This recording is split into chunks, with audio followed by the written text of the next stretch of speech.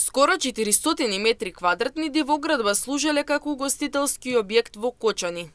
Одделението за внатрешни работи Кочани до Основното јавно обвинителство Кочани поднесе кривична пријава против Трговско друштво за вработување на инвалидни лица, заштитно лице за производство, трговија и услуги Аледар Доел од Кочани, во својство на правно лице АА 34 годишник од Кочани, одговорно лице, поради постојање основи на сомнение за сторени кривични дела, бесправно градење и узурпација на недвижности. Според пријавата, во текот на 2023 година, при реконструкција на постоечки легален објект без одобрение за градење од надлежен орган, била извршена доградба на објектот со вкупна површина од 395 метри квадратни, од кој делот земјиште во сопственост на правно лице, а делот државно земјиште. Доградениот објект бил ставен во функција и од 5.5.2023 година и се користел како угостителски објект, при што се вршела угостителска дејност и се остварувала имотна корист. Бесправната градба била констатирана од страна на градежен инспектор од општина Кочани со записник од 3.4.2026 година.